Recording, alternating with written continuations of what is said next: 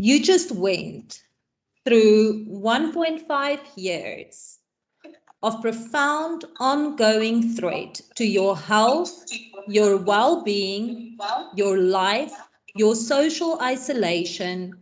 You have received aggressive disinformation. You've experienced political turmoil and financial uncertainty. Of course, you are not functioning at your peak. You have been continually traumatized for 18 months. Are you ready to talk about it? Good afternoon, everybody. I am Luzanne Pretorius. I am the Training and Development Manager for BDO in Namibia, and I want to personally welcome each and every one of you to this webinar. I'm going to firstly ask that everybody please make sure that your mics are muted, and I love seeing the faces on the video, but I'm going to ask if you could please also make sure that your video is turned off. You'll see mine is also turned off. Not everybody has the strongest internet, and we've experienced some challenges in the past. We're expecting over 100 people to attend. So I would really appreciate that. Yes, let's get into it. The screen that you are currently seeing is just a few of the emotional experiences that you might be feeling. So if we have a look at it, I want you don't have to answer me. If you want, you can put up your hand, you can write in the comments. Are you feeling fear, shock, unsafe, physically ill, unstable, shame, constantly alert, anxious, helpless, hopeless, exhausted, unproductive, heartbroken, guilty, uncertain?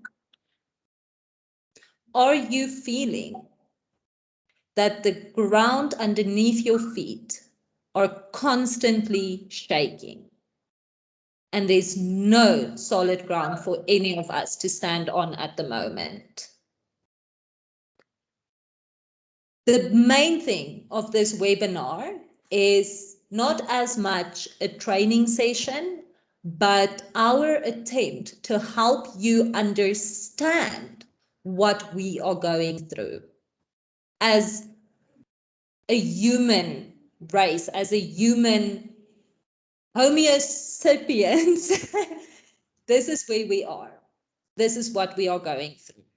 And my main thing is to help every person who's attending today to understand why we are feeling the way we are feeling and why we are functioning or not functioning the way we are functioning.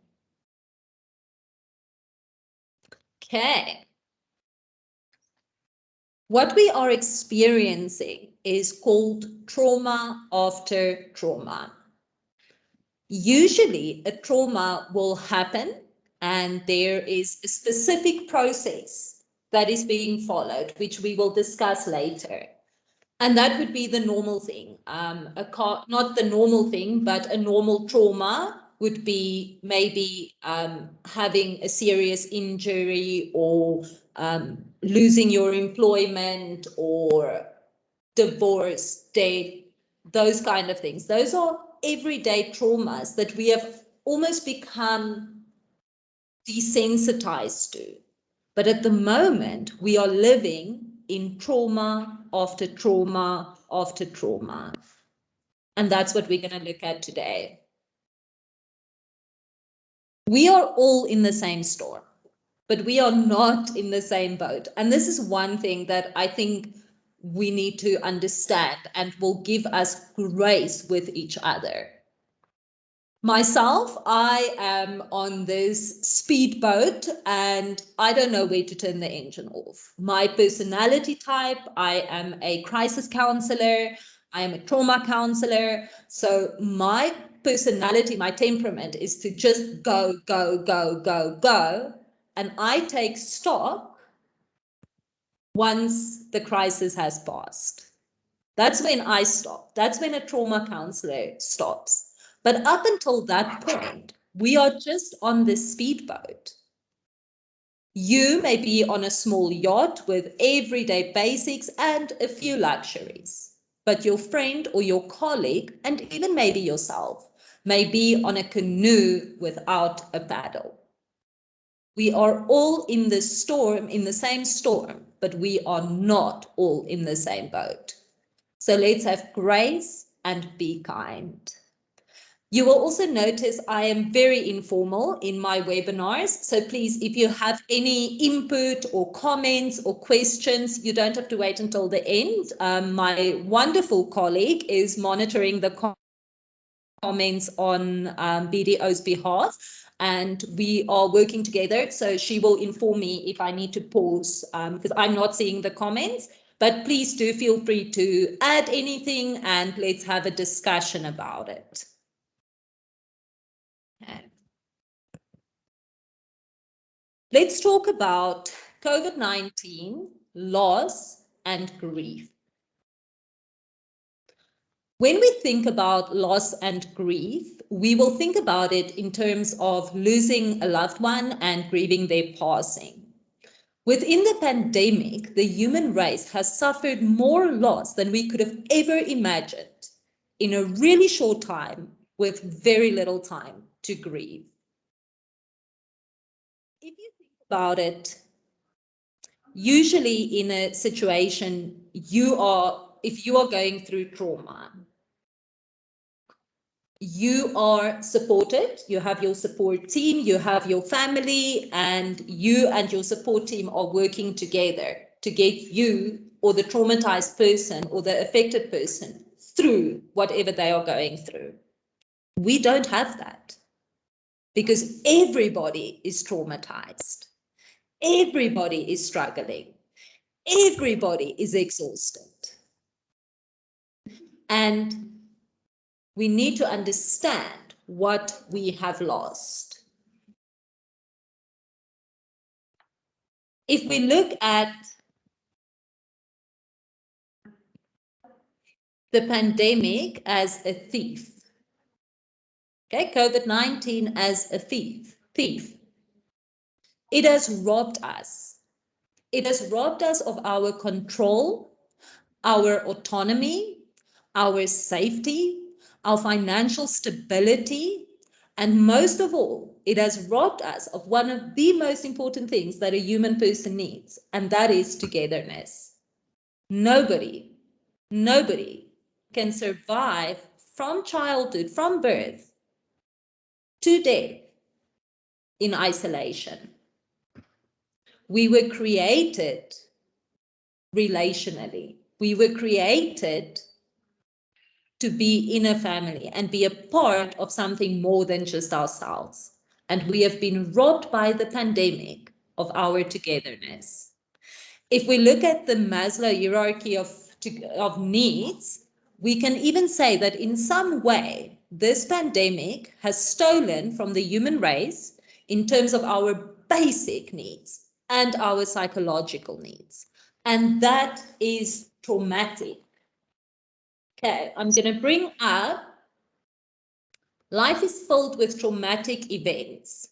No person gets to live through an entire lifetime without experiencing some form of trauma. Living through a pandemic is not only one traumatic event, it is trauma after trauma.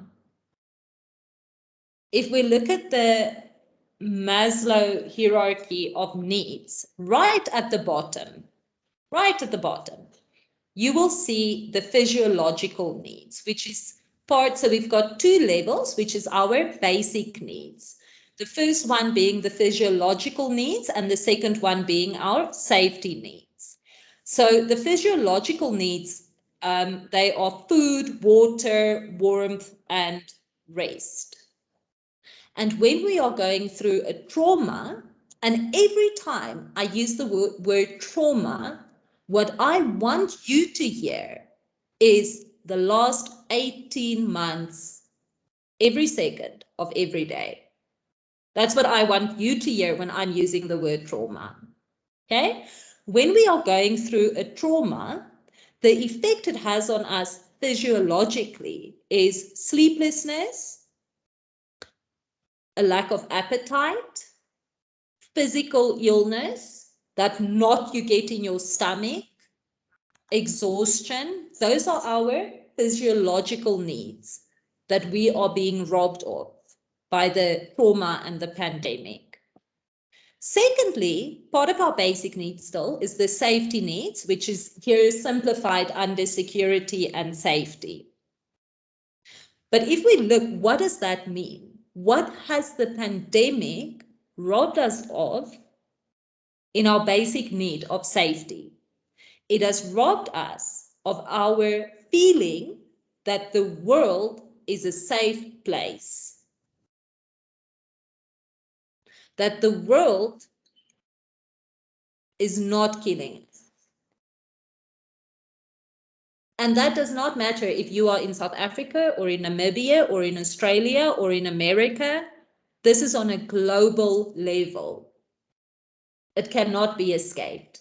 The first time I heard of the coronavirus was when my best friend was in Thailand and she was sending me photos about everybody wearing masks, and we haven't even heard of it in Namibia.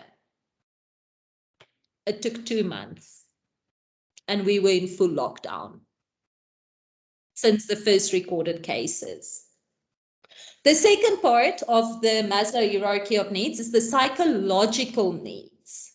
Okay, so that is our belongingness and our love needs. That is our intimate relationship and our friends. Okay? That's where we come the togetherness that I was speaking about just now. We have been robbed of our togetherness. I know of close friends who had to celebrate Christmas with a glass window between them because they were in isolation. It is robbing us of our social functioning. And we are inherently social beings.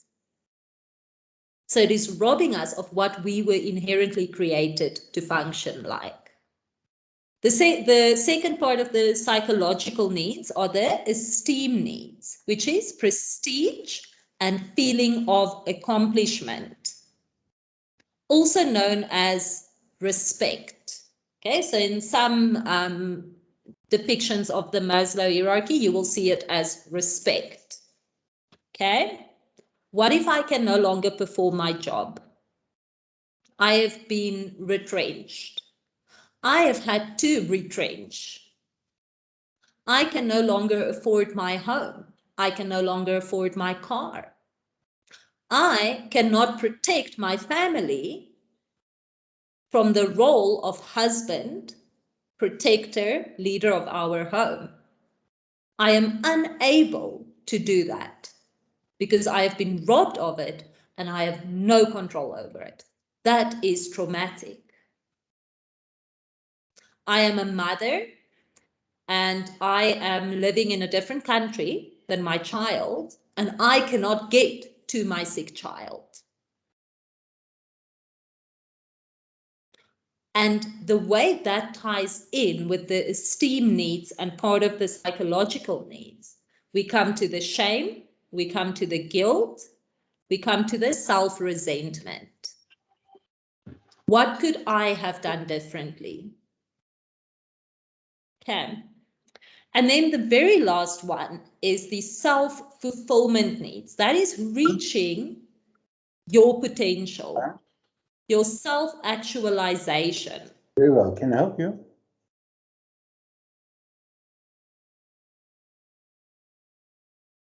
Okay, sorry. Achieving one's full potential, including, and this is very important, including creative activities.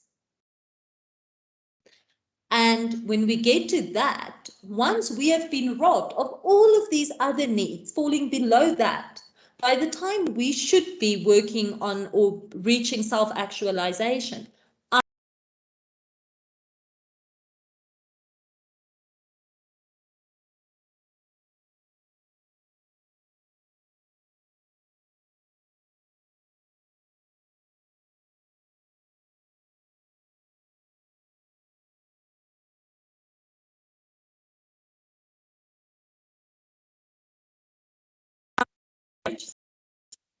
am I back? Yes, you're back. Oh, I'm sorry. What was the last thing you heard?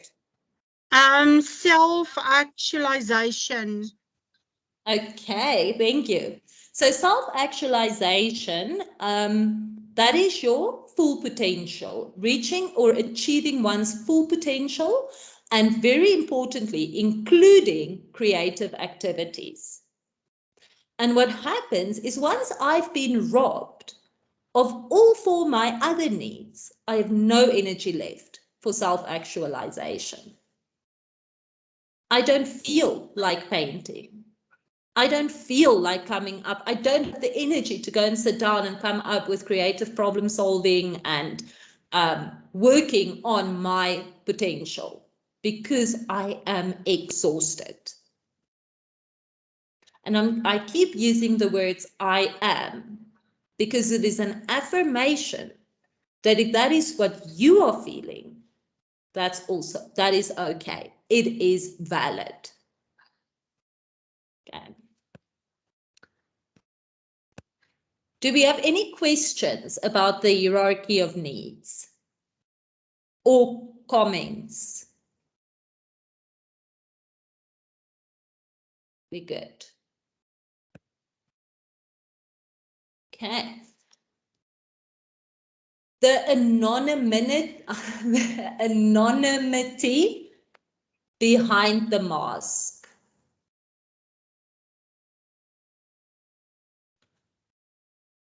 This one is really tough for me. I've seen a couple of familiar names that I have journeyed with who have joined the webinar, and they will understand, and I'm hoping to get the message across in the right way, that this is a big one for me. This is a big one for me. I am a smiling person. I am always smiling. Even if I'm crying, I'm still smiling and laughing. And I like to see people. And I will tell you, I see you. And with the anonymity behind the mask, we don't. We don't see each other. We are not only in social distancing, our masks are putting even more distance between us. I long, and you know when you have that longing, like you get homesick, to see the smile of a stranger as we pass each other on the street. That familiar nod, you know, like pursed lips, smiling nod, I see you. We are human together. Now, I walk past people that I know, that I have a relationship with, and I don't recognize them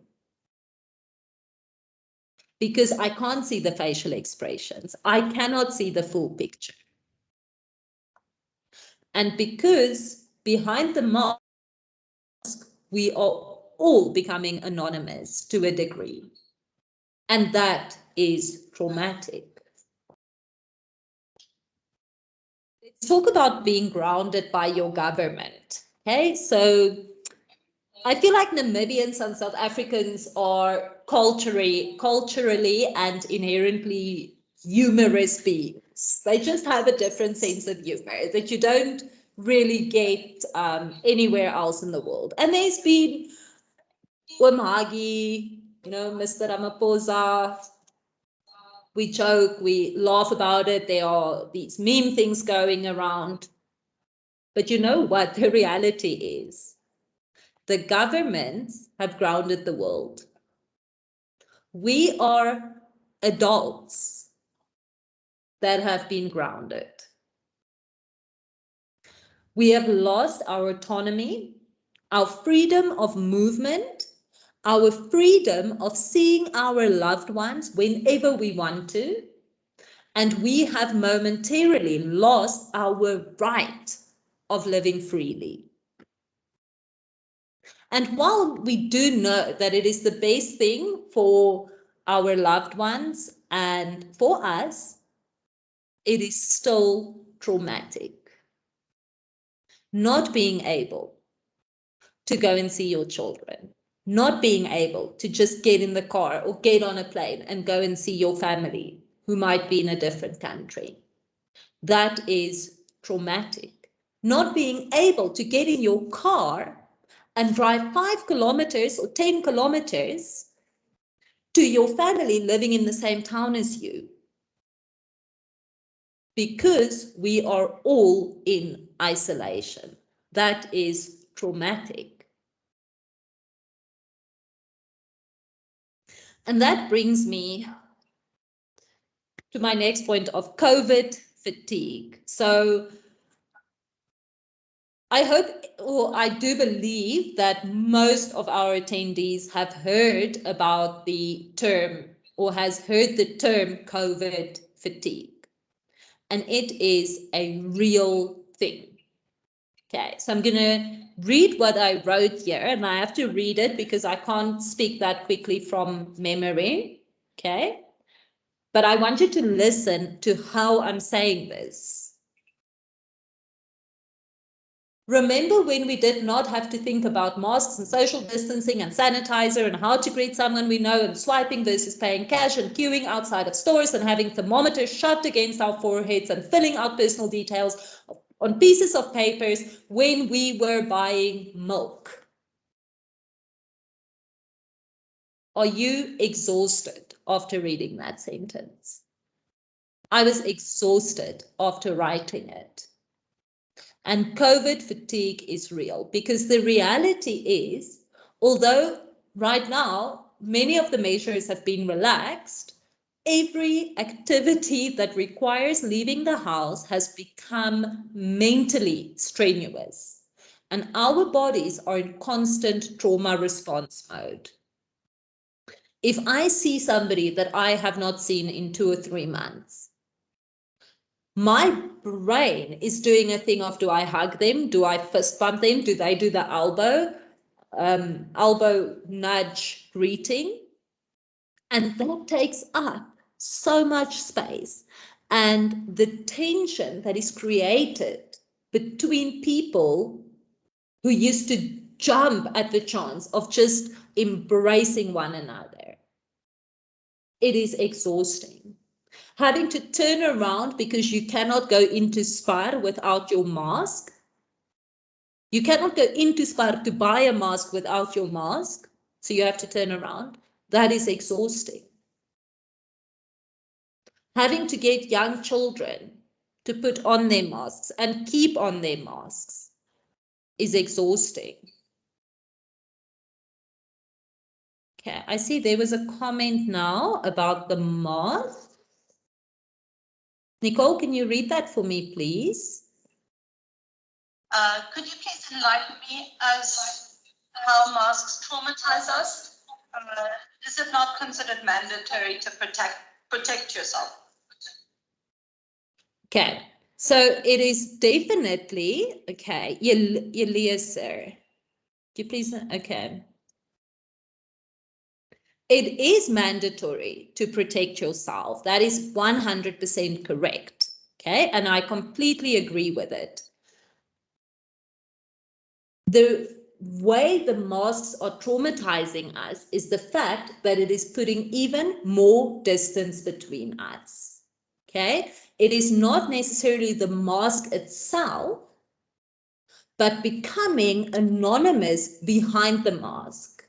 So as I was saying earlier, yes, we are isolating and staying away, and the government has grounded the countries, and all of these measurements put in place, all of them is to protect us. And most of these things are mandatory to protect ourselves and our loved ones.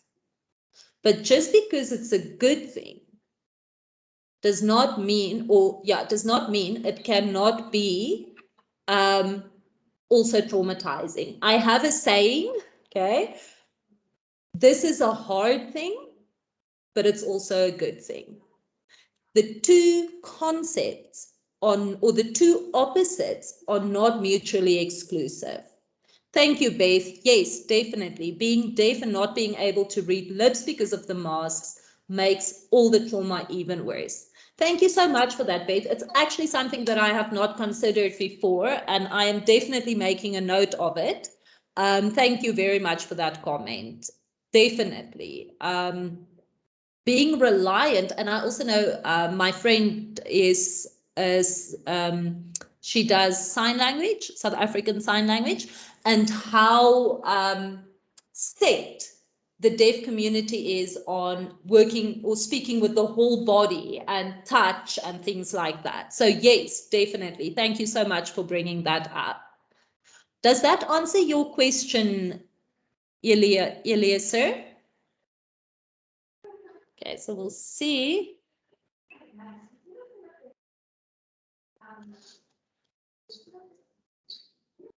Yes, as well, Sharon, definitely. Thank you for that comment. It definitely does put a lot more responsibility on us regarding the safety of others. So that is actually something that I am addressing later on. But thank you so much. I love that you are bringing this into the conversation as well. Okay. So we were currently with our bodies are in constant trauma response mode. So we were talking about the masks. I don't know how many of you have children in school, and especially children who, like I've got a 16-year-old, and it is exhausting for him. He struggles at school to constantly be wearing the mask. And he says to me, he doesn't know how he's going to get through summer because currently it is quite chilly still during the day when they're at school. And he is already experiencing anxiety because they are going to school until mid-December. And he says to me, Mom, I cannot breathe now. How are we going to do this when it becomes summer? And that is a traumatizing thought. It is the anxiety. Okay. According to the National Productivity Institute of South Africa, a person's productivity can decrease between 25 and 45% during the first 3 months following a trauma. And trauma can force us to find tasks that used to be done effortlessly suddenly challenging. Okay, so this is what I want to tie in. I mean, for me, I sit in an office, I can close my door and I can open my windows and I'm sitting behind my laptop. And when somebody comes into my office, I put my mask on, or they put their mask, or they come in with their mask. But we have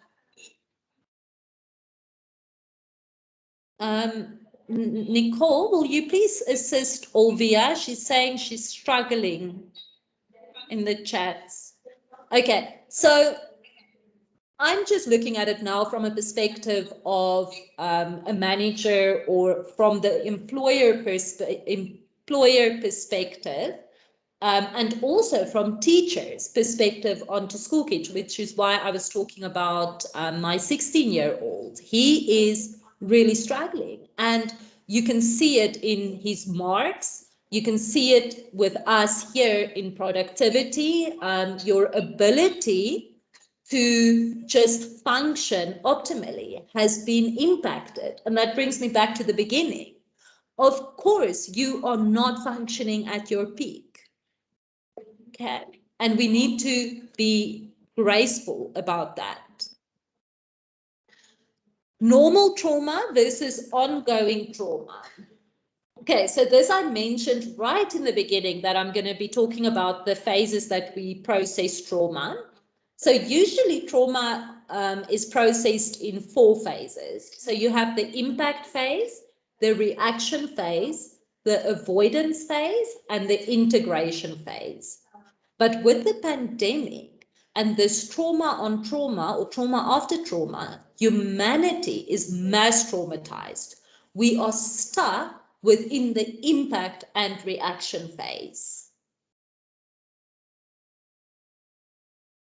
It is like being rolled under the waves of the ocean, and just as you find solid ground and you come up for fresh air, before you can even get the one full lung of fresh air, the next wave violently, and the focus here is on that violently tumbles you back underwater. I used to do body surfing, bodyboarding when I was staying in Cape Town. I am Cape Townian, and this was such a, when I was thinking about how to explain this, I don't know if any of you have ever been either surfing or bodyboarding or just swimming in the ocean where you get hit by a wave and you just can't get out from under it. Because while you are underwater, you cannot see. It is not just water, it is sand, it is shells, it is seaweed, it is so many things happening around you and you have no control over it. You cannot see. All you taste is the salt water, and that is violent. The feeling that I might drown is violent. Okay. COVID-19 is a violent trauma. And in understanding this, I hope that we will all have more grace and more kindness with each other. It is a violent trauma. It is not a normal illness. It is a violent trauma. The processing of trauma may look different on all of us, but it is the same thing. I might be doing it differently. Remember, I said I am a trained crisis and trauma counselor. It looks different on me than it looks on somebody who has had no training. It isn't different. They are still traumatized. I am still traumatized, but it looks different. So be careful to not assume that somebody else is not affected by it just because it looks different on them. We are all weathering this storm together. We're not in the same boat, but we are weathering this storm together. Okay. I want to take you through, remember now when we said we process trauma in 4 phases, right? So Yvonne Retief, I really enjoy her writing. She wrote a book called Genesing vir Trauma in die Suid-Afrikaanse context, which is a book that I have worked through a couple of times. I won't say many times because it's a really tough book. But she gives us this processing of trauma gradient. This is a normal gradient of the processing of trauma. So if you look at the top, you'll see there's an impact phase, and under the impact phase, or there's the crisis, with the impact phase, you get your crisis support. What you might be feeling in that phase is numb, disbelief, distancing, and withdrawal. The second part of it is your reaction phase, but it runs together with your avoidance phase. And within that phase, there will be a debriefing. Okay? So in the reaction phase, you get your fight, flight, surrender, freeze, and the extraordinary deeds that people can do when the adrenaline is high. Okay? In the normal gradient of processing trauma, we will move on to the avoidance phase. Okay, so let's say, for instance, you are claustrophobic. I am actually claustrophobic, and I do not go into elevators. It takes a lot from me to get into an elevator because I have been stuck in an elevator before. Okay, so that really traumatized me because I am claustrophobic. So in the moment, I had no idea how long I was going to be there. I'm also very much about control. I like being in control. So I lost all control because there was nothing I could do to get myself out of there.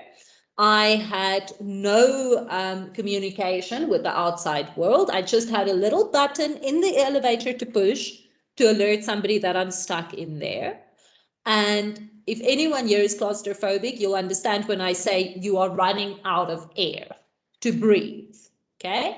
To this day, I will wait until I'm either the only person that gets on the elevator or I can take the stairs, preferably the stairs. Okay, but so I am in the forever and ever and ever in the avoidance phase with elevators. I avoid it as far as possible. If I have to get into one, I am hyper vigilant. I will be so aware of where this elevator is going. If somebody, usually nobody is on there with me, but if they are, I'm watching them. I'm like, where's this person going? More people cannot get on because I will have a panic attack. So I am hyper vigilant. Okay. From there, you will move into usually the integration phase, okay, which is where you accept, you grow, and there's a decrease in symptoms. So yes, let's take the elevator, which is a very simplified scenario, but I have gotten there. I can get on an elevator with maybe one person, okay? And I can talk myself down. I can calm myself down. I have accepted that I am really claustrophobic, and I almost want to say, calm my system down. But if I had a choice, I would still avoid it because I don't want to go through all of that work. The thing with trauma after trauma is I want you to cut off, not want you, but to look at this only halfway. Okay, we are in the impact and the reaction phase. And then you just go from impact to reaction to impact to reaction. And every time we think things are starting to normalize, we just get impacted again. We've just gone through, we are currently in the second wave. Nicole, correct me if I'm wrong. We are in this second wave. We just finished the third wave. Oh, we just finished the third wave. And the health professionals were talking about another one, anticipating another one in December. Yeah, I think so. Yes. Okay. And it's just this, and what I'm saying is the anticipation. The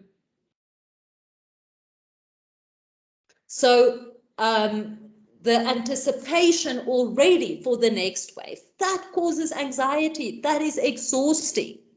Okay, so if you look here, so if we move to the bottom part of the gradient, you're going to see the level of functioning. So remember in the beginning, I said, of course, you are not functioning at your peak.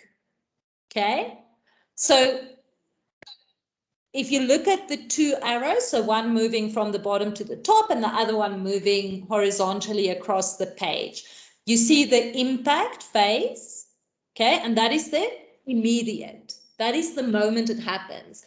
So if we take COVID-19, the impact phase was, okay, there were two people that was the very, very first impact in Namibia with the two, I think they were Spanish guests, that was infected and they came into Namibia. And then the reaction phase was like the immediate news spreading, and then it takes like it's hours to days. Okay. And the big arrow running horizontally, that is our normal level of functioning. And then you see the little blue, what do you call it? Bent, the little blue curved line. That is how we are actually functioning within the reaction or the impact and the reaction phase. And if you look there above or at the peak, you'll see the adrenaline just spiking the whole time, but your body cannot maintain that. And we'll get to that in a moment. We are currently running at hypervigilance 24/7, and it is exhausting. Do you have any questions on the gradient? Alessia has a question about thermal guns that are in the comment section. She asks, thermal guns almost always have the same temperature for all people, especially at supermarkets or places with high human traffic. How reliable are they, and what difference are they making? Okay, so for me personally, and this is totally my personal opinion, I've never thought that they are very reliable. Okay, number one, because for instance, our temperatures are impacted or affected by many factors. So if I'm running to the store or I forgot my mask, but I'm in a hurry, my body temperature will actually go up, which will, it's not going to say I have a fever, but it's like if it's cold, Nicole and I had that situation. Do you remember the training that we did?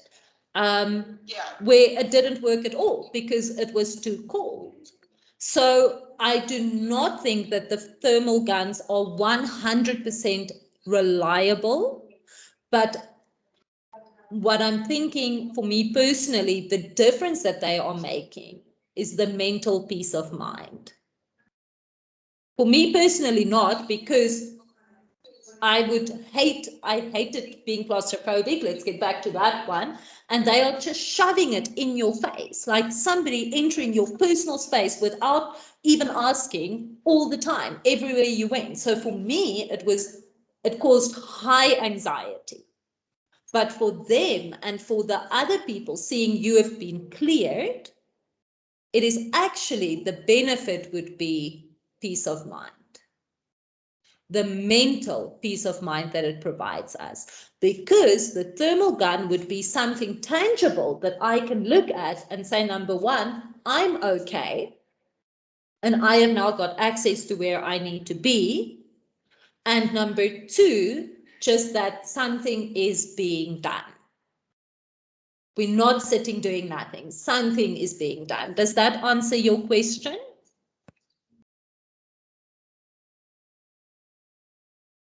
I think that does. There we go. Let's see our answer as well. Olvia has asked, when you talk about the elevator, I thought of places where people work in higher number on a daily basis, such as hospital and police, with so much panic and fear. Yes, we are going to, yes, I'm actually going to talk about that as well in a moment. Thank you so much. I love the participation. Okay, so if we move on, see, Olvia, here we get to it just now. Who is most affected by the trauma of the pandemic? Okay. A large group of individuals who are most affected by the trauma of the pandemic is, in fact, affected through secondary trauma. Okay, so secondary trauma is either the exposure to or the observation of somebody else's trauma. Okay. Those who work exclusively with distressed people. So Olvia, now we get to answer your question. Yes, the hospital staff, the police. They are never working with people who are not in trouble or have problems. Okay, so definitely that they are more affected by the trauma of the pandemic, and especially our hospital staff. Okay. those who work intensively with people who are demanding and feel that they are entitled to assistance in solving their personal and social problems.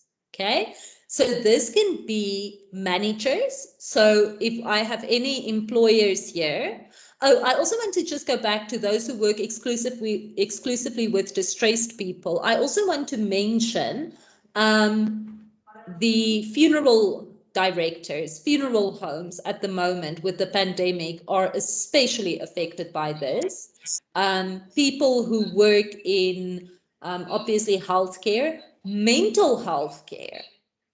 Mental health care, you can now wait up to 4 months and if a mental health caregiver has to show away clients, that is so tough on them because they actually want to be able to help everybody. But we just don't have enough professionally trained people to take care of everybody through a pandemic. Okay. So yes, definitely those who work exclusively with distressed people. The second point, those who work intensively with people who are demanding and feel that they are entitled to assistance in solving their personal and social problems. Here I'm talking to employers. I'm talking, look at your HR managers. At BDO, I don't know how many other businesses have done it, but the very first day when the pandemic was basically announced, or the first cases were announced in Namibia, the first thing BDO did was they created a COVID-19 task team. Okay. The COVID-19 task team consists of 5 people who are basically responsible to make sure protocols are put in place, protocols are followed, our people in isolation are taken care of emotionally and physically and mentally.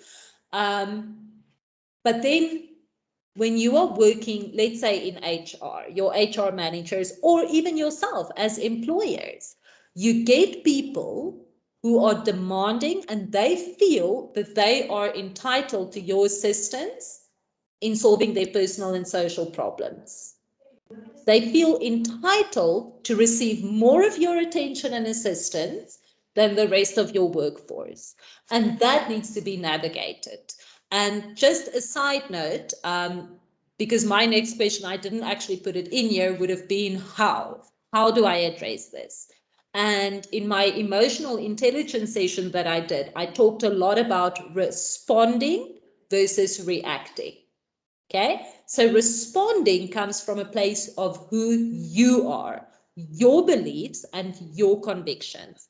And that keeps you responding from a calm manner, respectful but firm. Do not react to the entitlement, because then you are working from who they are as a person, and that becomes an explosive conflict situation. So just familiar or be aware of responding rather than reacting when you have to deal with this group.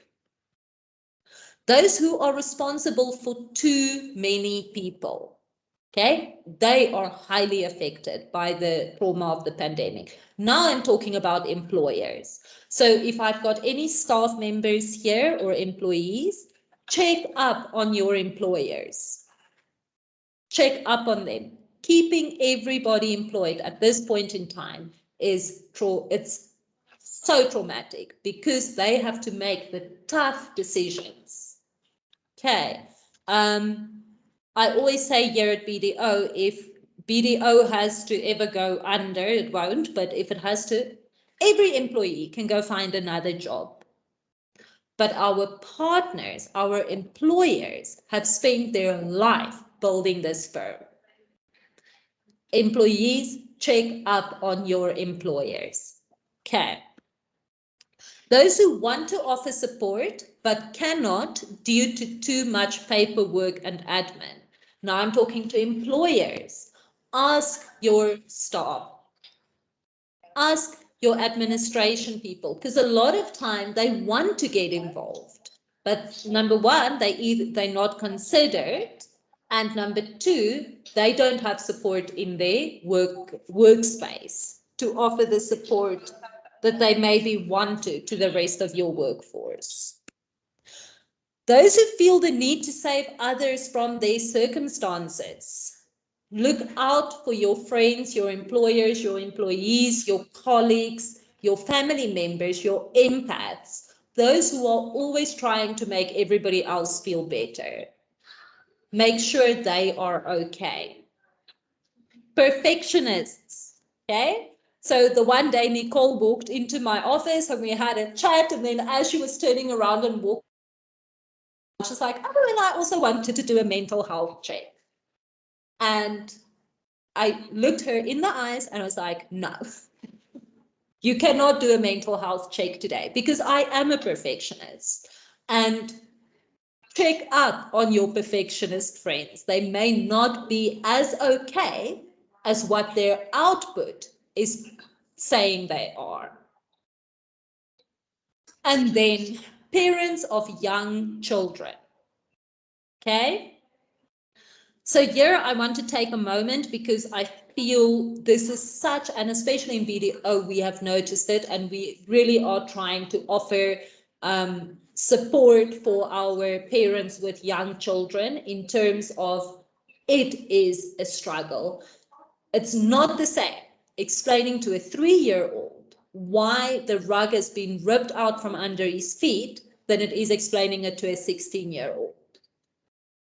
They do not have the same cognitive ability to comprehend what is happening.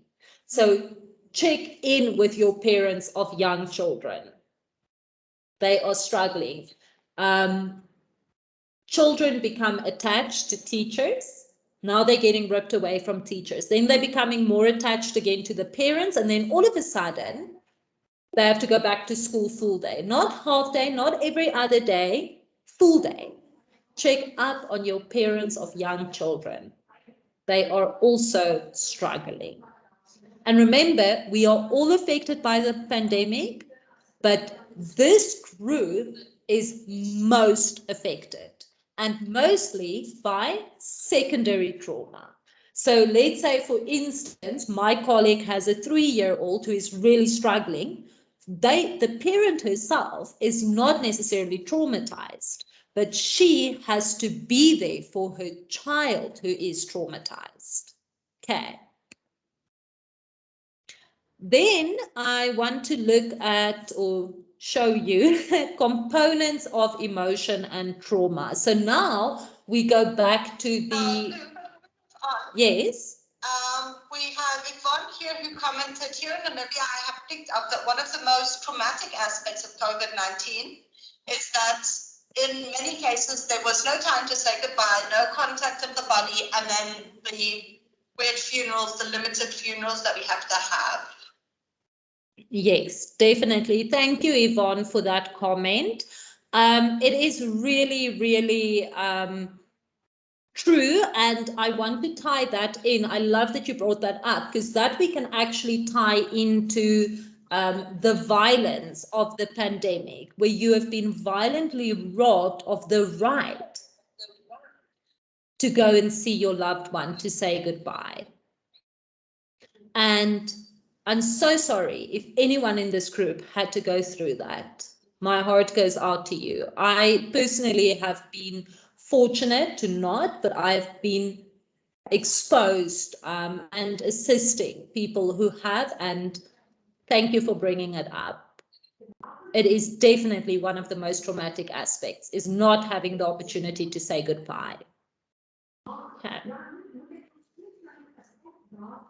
Components of emotion and trauma. Okay, so I'm going to run through this quite quickly because I don't want to run out of time. So number one, you have your physiological component. So this can be tied in with your gradient of trauma processing, right?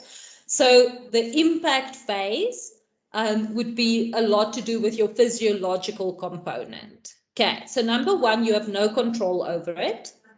It is involuntary, and you have two different parts of your nervous system that works with this in the physiological component. and that is your sympathetic nervous system. Sorry, the physiological component is your physical body's reaction. Okay, so your brain and your body's reaction. Sympathetic nerve, and your brain, when I'm talking about the brain, I'm talking about the physical brain, not the thought processes. Okay. So you first have your sympathetic nervous system, and then you've got your parasympathetic nervous system. And those two are supposed to bring balance within our trauma responses. So the sympathetic nervous system is the one responsible for your impact phase.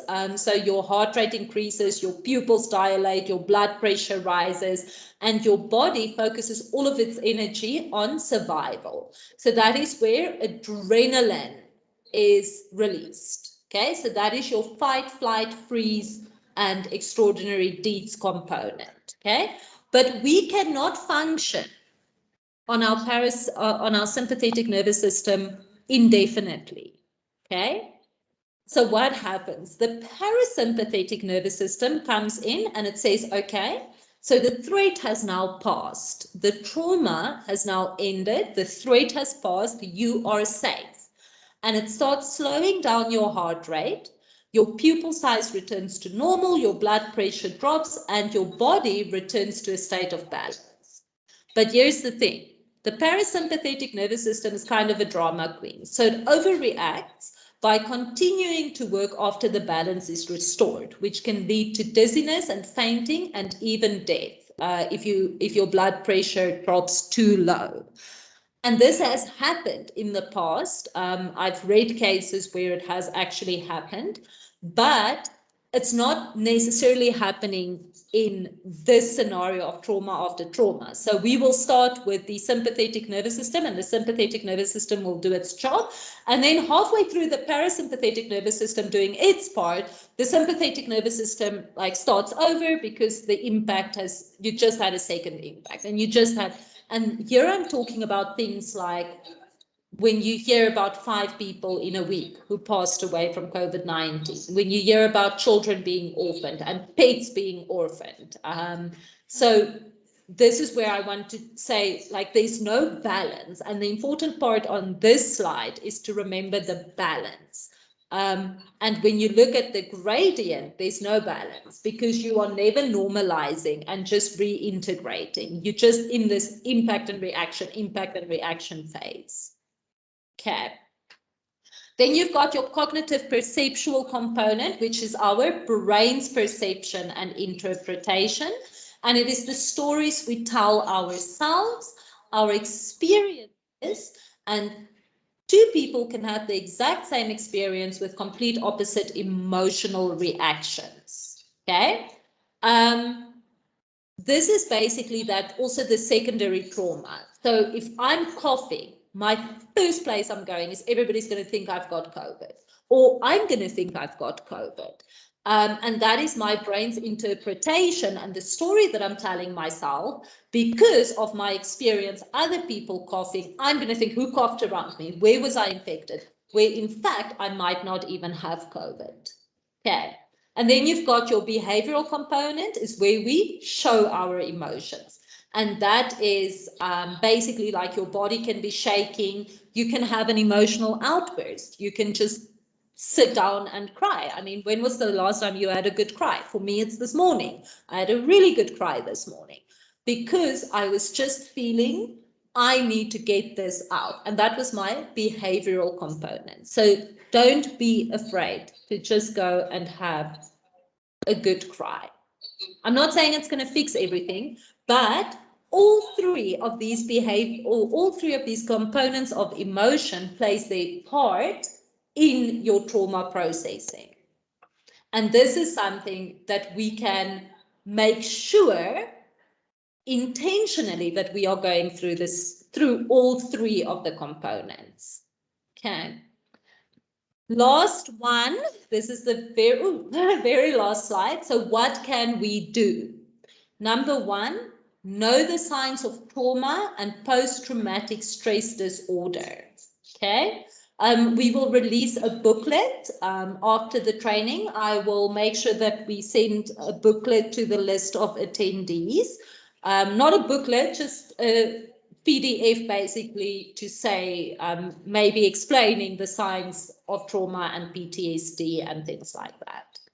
Okay, seek professional counseling and therapy if needed. Practice self-care. Movement can actually help release some of the trauma tension in your body. Just going for a walk. Okay. Then this one is very interesting because this you can actually do to curb anxiety. And they just when Nangi said about their anxiety, Nangi, this one is for you then. Okay. When you are getting those distressing thoughts and the anxiety, drinking something cold, like a cool drink or a cold glass of water, can direct our attention to the cool sensation rather than the distressing thoughts, because our brain is physically incapable of having two thoughts at the exact same time. I do this, the drinking something cold.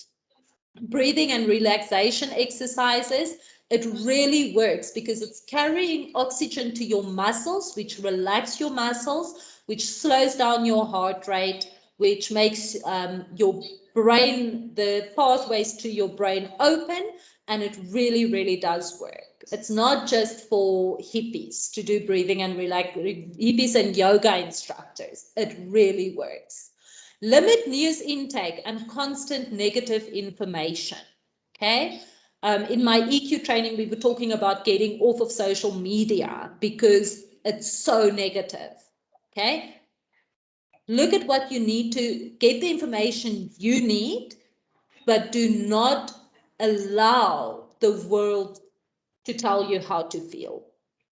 Don't get involved in arguments, pro-vax, anti-vax, isolation, mask, no mask, this works, that doesn't work. Don't get involved in arguments because you are not going to change another person's mind. Okay? Just as they are not going to change your mind with all of their not scientific research, the same, you will not be able to change their mind. So you are just causing stress for yourself and somebody else. Do not get involved in arguments. Okay? Get it out of your head onto paper or a voice memo. Okay, so Nicole and I call it a brain dump. Whenever all the thoughts are just all mushed up and the anxiety and everything's in your head, just do a brain dump. Just put everything either in a voice note or on a piece of paper until you can say, I am now empty. I am now empty. Because as long as we are filled with all of the negativity and all of the anxiety and all of the fear and all of the propaganda and the fear mongering, we don't have space for any positive things or any sunshine or any good news. Okay. If you are able, offer support to others and also allow others to support you. Check in with somebody who feels psychologically safe. So we have this thing where we ask, Nicole and I and my best friend and I, Nicole and I not so much, we kind of just enter and start talking mostly, but we always have the capacity. But to ask, do you have the capacity to listen to me or to hear me? Okay, check in with someone who feels psychologically safe. Have grace, especially with yourself. Your best with what you have in the space that you are. Know that there is life after trauma. Right now, everything that you are feeling is valid. But remember, this is not going to go on forever. There's going to be a new normal. And there is life after trauma. Man never made any material as resilient as the human spirit. And with that, I thank you for your time. And if you have any questions, I will be here for a couple of more minutes. And you are welcome to unmute your mic if you want to have a conversation with me. or otherwise you are welcome to pop me an email. My email address is luzan@bdo.com.na. For those of you who have to go, thank you so much for joining us, and I really hope that it was informative and that you got a lot of value from this webinar. Have a fantastic afternoon. Okay.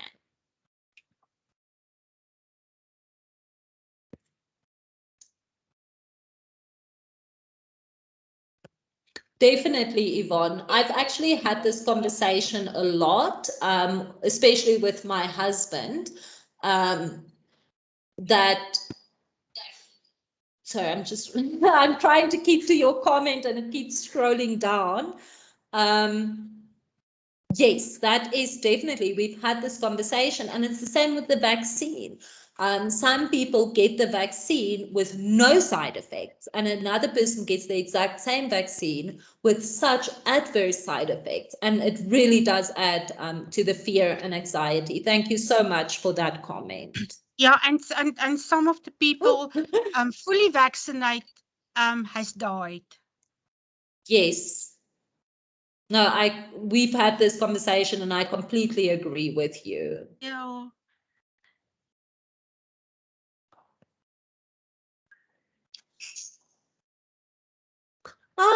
Thank you, Chanel. Okay. You are welcome, Tanya, Ingela, Harrison. Thank you, everybody.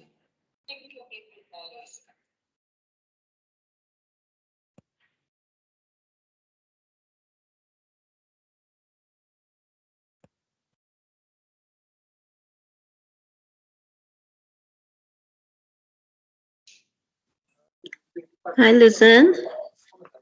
Hi. Are you still there? I'm here. You can speak to me. What? Okay, I'm Cynthia Haihambo from the University of Namibia. We joined as a whole large group.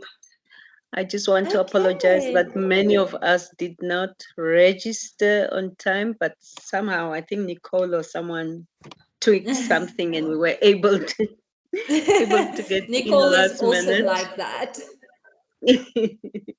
We just want to really, truly appreciate this. It was very helpful. Thank you very, very much. Thank you so much, Cynthia, and your whole team. I really appreciate that. And my email address is on there. I look forward to hosting quite a few more sessions in the coming months on various topics. So please do feel free to register for our courses. And thank you so much for joining us. I'm glad you found it valuable. Great. More than valuable. Awesome. Thank you so much. Thank you. Especially? I was saying, especially having had to go through so many COVID issues in the family and also on the side of students and having to support them at a distance. I just wish I had these tips before, but now I have them. That's excellent. We will definitely make sure that you guys also get a little bit of a guidance document. It's always good to just refer back.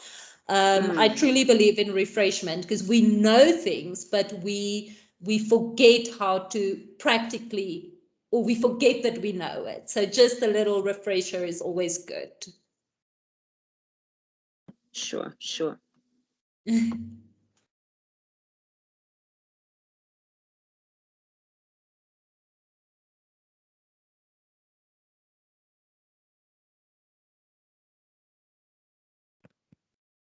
Thank you so much, Arby, Lena, Beth, Sharon, Kachaka, you are all very much welcome. Belisa, I'm reading all of your comments. Beth, we will definitely make sure that you get, I will personally do the written transcript for you, and I will make sure that you get it. I'm making a note of it here. And I will, like I said, I will personally make sure that you get my written transcript. Thank you so much for joining us.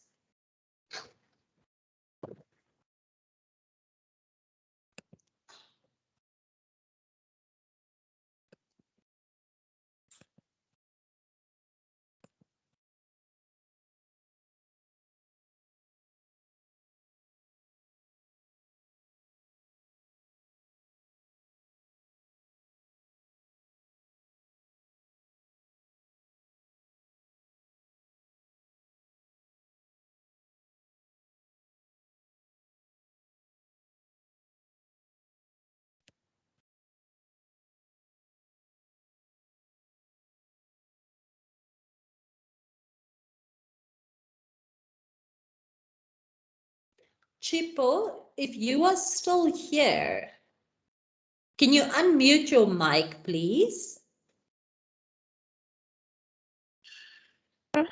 Yes, I have. Great. You said here, I'm reading your comment now about being sick but testing negative and that it could maybe be the anxiety. That was you, right? Yeah, it's me. Yes. I would definitely advise that you maybe see your GP, so your general practitioner, and talk to them about it, because anxiety can definitely have an effect on so many parts of your physiological functioning. Anxiety is directly linked to digestive challenges, headaches, insomnia, sorry, insomnia, which has a lot of other health effects as well. So I agree with you. It could definitely be or maybe be the anxiety. And the good news is that it is so treatable. It is so treatable if you get the right assistance. So I would recommend that you start with your GP and maybe get a recommendation, although you don't need a recommendation to go and see a professional counselor. You have so many different options in Namibia. If you would like, you can send me a private email to my email address currently on the screen, and I would be happy to recommend some of the healthcare professionals that we know and that we have actually been working with. And I'm wishing you all the best. I'm hoping that it is something that can be treated quite effectively. I do hope so. I do hope so for your part too. And please always feel free to pop me an email. Yeah, I'll do so. Great.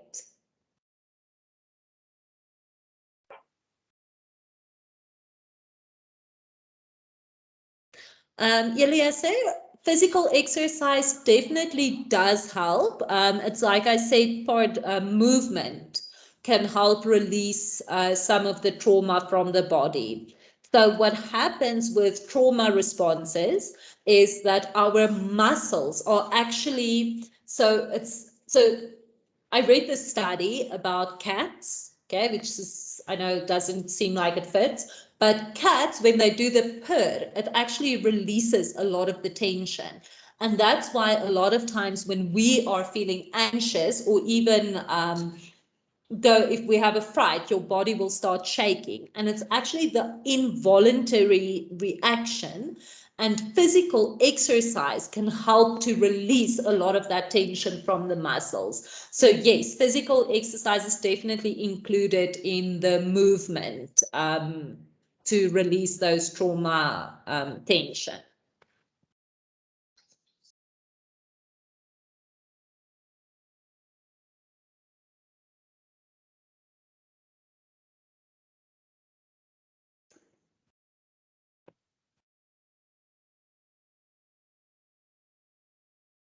You are so welcome, Elsie.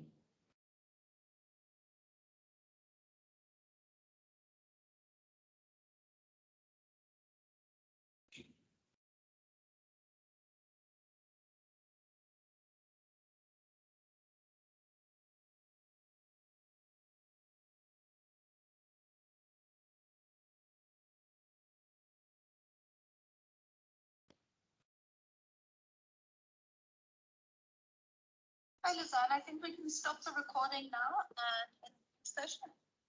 Okay. I feel like a crazy person because they can only hear me talking. Okay, so Nicole said we can end the session now, and please, for those of you still on here, do feel free to send me an email at any point. Yes, even if it takes me a little bit to get back to you. I wish you all the best, and please do feel free to send me an email if you want to discuss anything further. Have a fantastic day, everyone.